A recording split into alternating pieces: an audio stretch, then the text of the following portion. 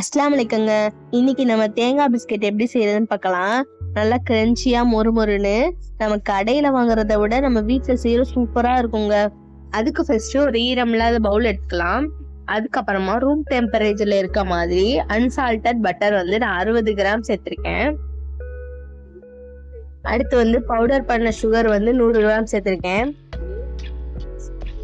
சேர்த்ததுக்கு அப்புறமா pinch of salt சேர்த்து இது 3 ஒண்ணா வர அளவு நல்லா மிக்ஸ் பண்ணி எடுத்துக்கலாம். நீங்க கையில மிக்ஸ் பண்றதுனால பண்ணலாம், ஸ்பேச்சுலா வச்சு மிக்ஸ் பண்றதுனால பண்ணலாம்.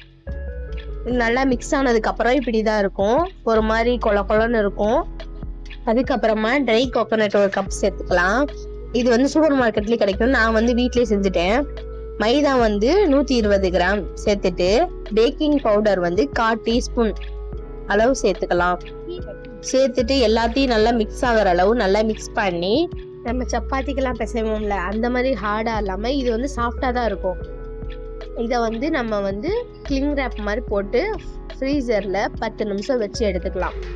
அப்போ வந்து நமக்கு தேவையான ஷேப் வந்து நம்ம எடுத்துக்க முடியும் ஈஸியா.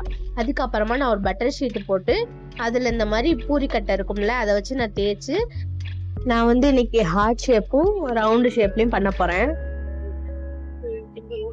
ஷேப்லாம் கட் பண்ணிட்டு இருக்கும் போதே நம்ம வந்து ஓடிஜியை வந்து 170 டிகிரியில 10 நிமிஷம் ப்ரீ ஹீட் பண்ணி வச்சுக்கலாம். அதுக்கப்புறமா நம்ம 170 டிகிரியில 15 இருந்து 20 நிமிஷத்துல வச்சு எடுத்தோம்னா சூப்பரான தேங்காய் பிஸ்கெட் ரெடி. நம்ம செஞ்சிட்டு இருக்கும் போதே வீடே தேங்காய் பிஸ்கெட்டோட வாசம் சூப்பரா இருக்கும். உங்களுக்கு இந்த மாதிரி ப்ரௌனி, பிளாண்டிஸ், முட்டை மிட்டாய் இதெல்லாம் வேணும்னா ஸ்க்ரீன்ல தெரியும் நம்பருக்கு வாட்ஸ்அப் பண்ணுங்க. அஸ்ஸலாமு அலைக்கும்.